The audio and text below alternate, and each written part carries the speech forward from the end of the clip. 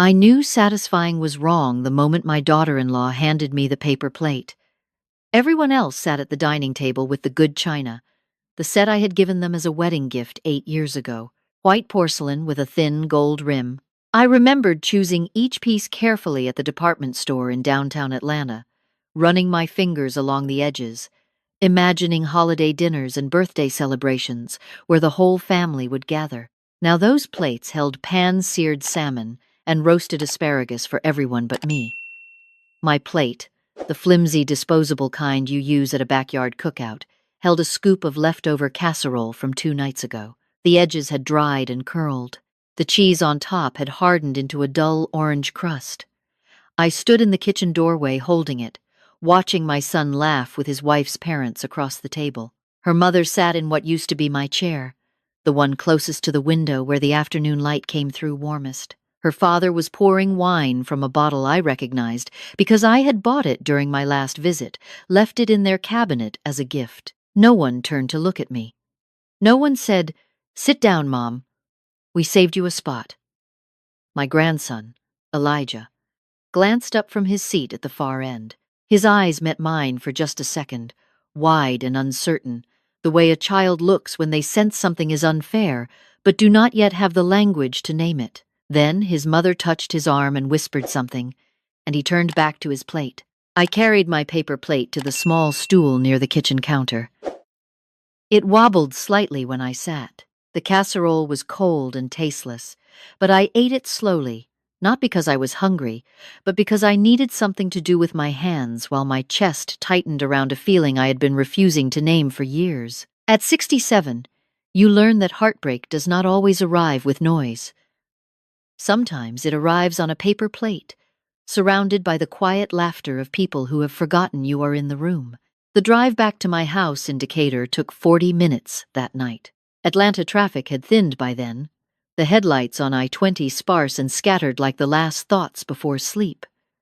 My hands gripped the steering wheel a little tighter than necessary, from the effort of holding something together that had already begun to crack. When I pulled into my driveway, the porch light was on. I always left it burning, a habit from the years when my husband James was alive and worked late shifts at the hospital. He was a respiratory therapist for 31 years, dependable, steady, the kind of man who came home tired, but never too tired to ask about my day. He passed 6 years ago, quietly, the way he did everything, in his sleep on a Tuesday morning in November. After that, the house felt enormous. 3 bedrooms, a den, a backyard with the magnolia tree he planted the year our son was born. Too much space for one woman and her memories. I unlocked the front door and stepped inside. The hallway smelled faintly of lavender, the diffuser I kept near the coat rack. I did not turn on the television. I did not call anyone. I walked to the kitchen, filled the kettle, and sat at the table while the water heated. That table had seen everything. Tax returns spread across it in April. James and I calculating whether we could afford to send Marcus to the private academy across town. Birthday cakes with crooked frosting. Homework sessions that stretched past bedtime. And later, after James was gone, it became the place where I sat alone with my checkbook and made decisions that would slowly, invisibly, dismantle my own future for the sake of my son's comfort. It started small. Marcus called 3 months after the funeral. His voice had that particular softness he used when he needed something but wanted it to sound like a conversation. "Mom," the transmission went out on the car. "Brandy is pregnant again, and we just cannot swing it right now." I wrote a check for $2,200. Then came the credit card debt. Then the down payment assistance for their house in Marietta. Then private school tuition for Elijah when the local elementary did not meet Brandy's standards. Then a new roof when theirs leaked during a summer storm. Then the family vacation to Destin that Marcus said they desperately needed for their mental health, booked on a credit card I was asked to pay off afterward. Each time, I told myself the same thing. This is what mothers do. You help because you can. James left me comfortable, not wealthy, but steady. His pension, my own retirement from 26 years as a hospital billing manager, and the house, paid off since 2014. I had enough to share and still be fine. Or so I believed. The kettle whistled and I poured the water, letting the steam rise against my face. The warmth felt like the only honest thing that had touched me all evening. After tea, I walked to the spare bedroom I used as an office. The filing cabinet in the corner held everything: bank statements, transfer receipts, printed confirmations of every payment I had made on their behalf.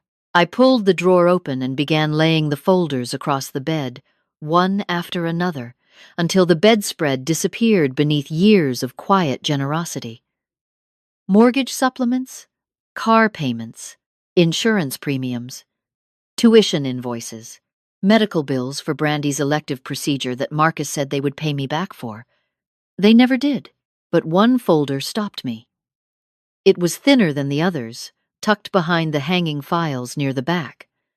Inside was a printout of an email exchange between Marcus and a financial advisor.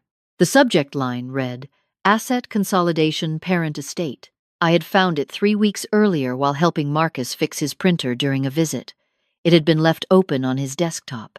I printed it without saying a word, brought it home, and placed it in the cabinet like a grenade I was not yet ready to hold. The emails discussed strategies for transferring my assets into a joint family trust. One that would give Marcus and Brandy legal access to my savings, my investment accounts, and eventually the house. The advisor had written, "If your mother is agreeable, we can structure this so the transition is seamless. She may not even notice the shift in account control for several months. She may not even notice." I sat on the edge of the bed, the paper trembling slightly in my hand. Not from weakness, from recognition. I had spent 6 years pouring everything I had into my son's family, and somewhere along the way, I had stopped being his mother and become his resource. The casserole on the paper plate was not a mistake. It was a message. You are furniture. You are function. You are no longer someone we need to honor. I placed the paper back into the folder and closed the cabinet. Then I sat in the dark for a long time, listening to the house breathe around me. Somewhere in the distance, a dog barked twice and stopped. The refrigerator hummed. The magnolia tree outside scraped gently against the window screen. By the time the first light crept through the blinds, I had not slept. But I was more awake than I had been in years. I dressed carefully that morning: navy slacks, a cream blouse, the pearl earrings James gave me for our 30th anniversary. I looked at myself in the bathroom mirror and saw a woman I had been neglecting far longer than anyone else had. Then I picked up my car keys, my folder of documents, and drove toward downtown Decatur. The bank opened at 9. I arrived at 8:43 and sat in my car in the parking lot, watching a sparrow hop along the sidewalk. It moved with a confidence that seemed almost defiant, as if it had decided exactly where it was going and nothing in the world could redirect it. When the doors unlocked, I walked inside and asked to speak with a manager. Her name was Denise Calloway. She was younger than I expected. Early 40s, maybe, with reading glasses perched on her nose and a calm directness that reminded me of the way good nurses speak to patients before a difficult procedure. Honest but unhurried, I set the folder on her desk and explained what I needed. Every automatic transfer to my son's accounts, canceled. Every shared credit line, frozen. Every secondary authorization on my savings and investment accounts, revoked immediately.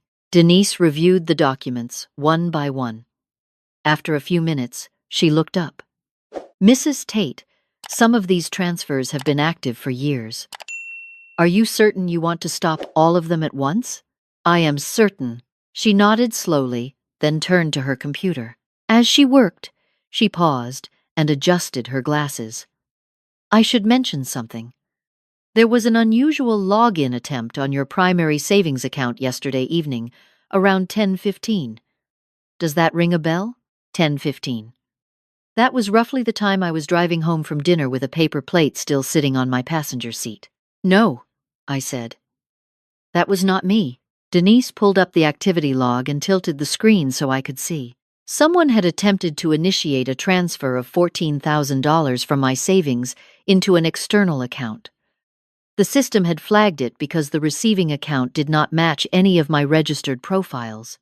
The number 14,000 was not random. That was almost exactly the remaining balance of my emergency fund. The money James and I had set aside decades ago for situations we could not predict. Someone knew the amount. Someone had tried to take it while I sat on a wobbly stool eating leftover casserole. Lock everything, I said. For the next 45 minutes, Denise and I moved through each account systematically. Transfers halted, permissions removed, new passwords generated, security questions changed. With every form I signed, I felt something return to me. Not power, not revenge, something more fundamental, the quiet authority of a woman deciding that her life still belonged to her. When the last document printed, Denise slid it across the desk. Everything is secured now, Mrs. Tate. No one can access these accounts without your direct authorization. I thanked her, gathered my folder, and walked outside into the morning sun. The air smelled like fresh rain and Georgia pine. I stood on the sidewalk for a moment, breathing it in, feeling the warmth settle across my shoulders like a blanket I had forgotten I owned. The fallout began before noon. I was in my garden pulling weeds from around the azaleas when my phone started buzzing. First one message, then three, then a stream that made the phone vibrate continuously against the patio table. Marcus. Mom. My card got declined at the gas station. What happened? Marcus again. I tried to log into the shared account, and it says access denied. Did you change the password? Then Brandy, her tone unmistakable even through text. My credit card was rejected at Whole Foods. In front of people. This is completely unacceptable. Call me immediately. I set the phone face down on the table and returned to my azaleas. The soil was cool between my fingers. A ladybug crawled along one of the stems, unhurried, entirely unconcerned with the chaos unfolding in Marietta. By early afternoon, the messages had multiplied. Marcus called 7 times. Brandy called 4. Each voicemail grew louder, more frantic, more demanding. The mortgage auto-pay bounced. Elijah's school sent a notice about the overdue tuition. The car insurance premium failed to process. I listened to none of them. Instead, I made myself lunch, a grilled cheese sandwich with tomato soup, and ate it at my kitchen table on a real plate, with a cloth napkin and a glass of sweet tea. It was the best meal I had tasted in months. Around 3 o'clock, I heard the engine before I saw the car. Marcus's black SUV swung into my driveway with the urgency of someone arriving at an emergency room. Both doors opened simultaneously. Marcus emerged first, his jaw tight, his stride quick and purposeful. Brandy followed, arms crossed, sunglasses pushed up into her hair like a crown she had appointed herself. They did not knock. Marcus tried the door, found it locked, and knocked hard enough to rattle the frame. Mom, open the door. We need to talk about this right now. I was sitting in the living room with a book I had been meaning to read for 2 years. I turned a page, then another. The knocking continued. Helen. Brandy's voice cut through the door. You are jeopardizing our family's stability. I let the word sit in the air. Our family's stability. As if stability were something they had ever contributed to, rather than consumed. After 10 minutes, the knocking softened. Marcus's voice changed, dropping from demand to something closer to negotiation. Mom, please, I just want to understand what happened. Let me in so we can figure this out. I set the book down, walked to the door, and opened it. If you want to talk, you may come inside, but you will sit down, lower your voices, and listen before you speak. Marcus blinked. Brandy opened her mouth, then closed it. They followed me into the living room and sat on the couch, like two people who had suddenly realized the ground beneath them was not as solid as they assumed. Marcus spoke first. "Mom, every single payment bounced today. The mortgage, the tuition, the insurance, everything. Do you know what kind of position that puts us in?" "Yes," I said calmly. "The same position you would have been in years ago if I had not been quietly holding your life together." Brandy leaned forward. "That is not fair. We never asked you to." "You asked," I interrupted gently. "Every time. Sometimes with words, sometimes with silence, sometimes with expectations you never bothered to voice because you knew I would fill them anyway. But you asked." Marcus ran his hand through his hair. "Okay, fine. Maybe we leaned on you more than we should have. But you cannot just cut us off without warning. We have obligations." "So do I said. "I have an obligation to myself. One I have been ignoring for 6 years." The room went quiet. The mantel clock ticked steadily, counting seconds that felt heavier than usual. Then the front door opened softly. Elijah stepped inside, backpack over one shoulder, school uniform slightly rumpled. He must have walked from the bus stop. His eyes moved from his parents to me, reading the tension the way children do, with an accuracy that adults underestimate. "Grandma," he said quietly, "are you okay?" Something inside me cracked open. Not in a breaking way, in the way a seed cracks when it is finally ready to grow. "I am okay, sweetheart. Come sit with me." He walked past his parents and sat beside me on the armchair's wide armrest, leaning slightly against my shoulder. Brandy's expression flickered with something between irritation and discomfort. Marcus stared at the floor. Elijah looked at me with steady eyes. I heard them in the car. "Dad said he was going to talk to a lawyer about getting control of your money. He said you were not thinking clearly, and that someone needed to step in before you made bad decisions." The words landed in the room like a stone dropped into still water. Ripples moved outward in every direction. Marcus's face drained of color. Brandy uncrossed her arms and pressed her palms flat against her knees, as if bracing for impact. "That is not what I said," Marcus stammered. "He is a kid." Elijah did not flinch. "You said it, Dad. You said Grandma was getting confused, and that you needed to protect the family assets before she gave everything to charity or something." The silence that followed was the loudest sound I had ever heard in that house. I looked at my son, the boy who once sat on my lap during thunderstorms, who cried when his goldfish died, who hugged me so tightly on his wedding day that I could feel his heartbeat through his suit jacket. That boy was still in there somewhere, buried beneath years of comfort he had mistaken for entitlement. "Marcus," I said slowly, "I am not confused. I am clear, clearer than I have been since your father died. I have given you everything I could for 6 years, not because you earned it, but because I loved you, and I confused generosity with obligation. But love does not mean disappearing so that someone else can live larger. It does not mean eating leftover casserole on a paper plate while your daughter-in-law serves salmon on the china I bought you." Marcus opened his mouth, but nothing came out. I continued. "I went to the bank this morning and secured every account. I also know about the emails with the financial advisor, the ones about restructuring my assets into a joint trust, the ones that said I might not even notice." His face crumbled, not with anger this time, with shame. The particular shame of a person who has been seen clearly for the first time and cannot retreat into the comfortable lie they had been telling themselves. Brandy stood abruptly. "This is absurd. You are punishing us for asking for help.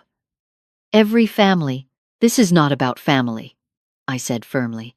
"This is about respect, and there has been none directed at me in this house for a very long time. Paper plates while everyone else eats on porcelain, a stool by the kitchen counter while your parents sit in my chair, phone calls that only come when a bill is due. That is not family. That is a transaction, and I am closing the account." Brandy sat back down slowly, as if the air had been taken from her.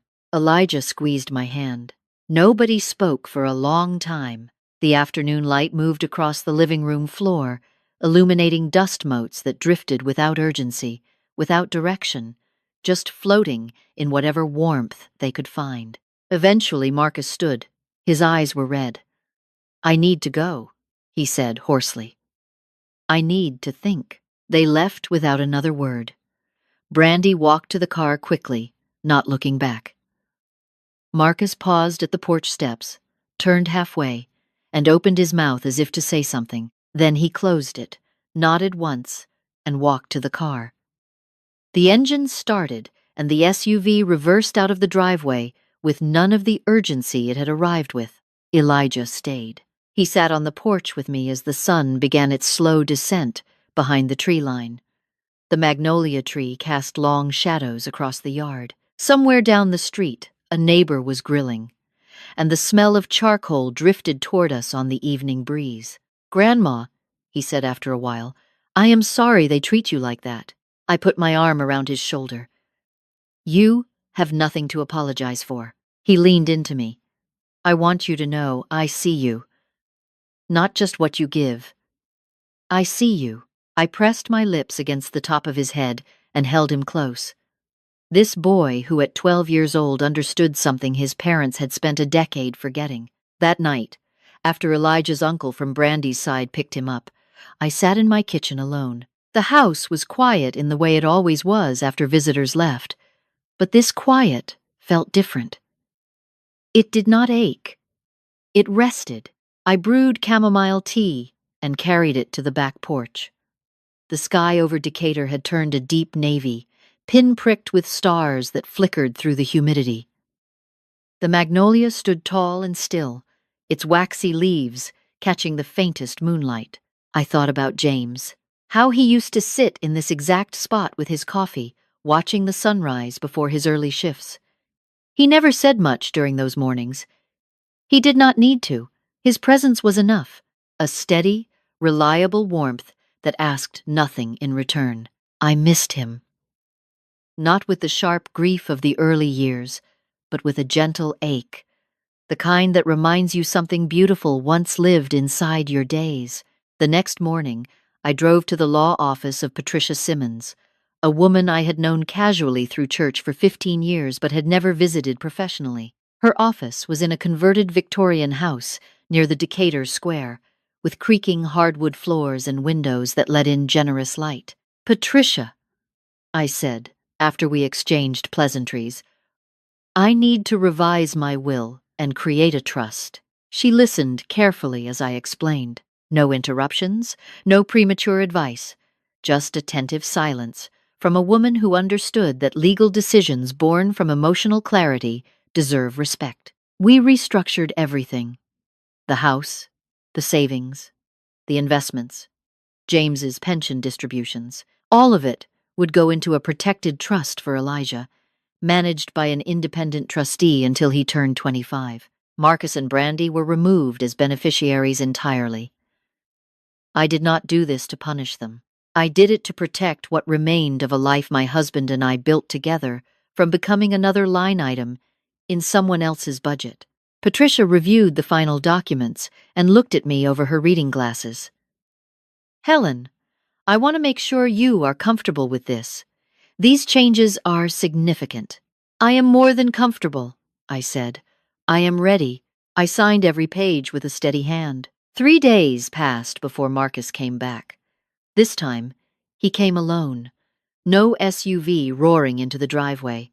No Brandy orchestrating from the passenger seat. He parked at the curb and walked up the path slowly, hands in his pockets, shoulders rounded in a way I had not seen since he was a teenager coming home after a fight with a friend. He knocked softly. I opened the door. "Can I come in?" His voice was hoarse, stripped of its usual confidence. I stepped aside. He sat in the living room, in the same spot as before. But this time, he did not sit with demand. He sat with weight, the weight of a man who had spent 3 days looking at himself honestly and did not like what he found. "Mom," he began, and then stopped. He pressed his palms against his eyes and inhaled shakily. "I have been a terrible son. I did not rush to contradict him. Not because I was cruel, but because the truth needed space to exist without being softened, he continued. When Dad died, I fell apart. And instead of putting myself back together, I let you do it.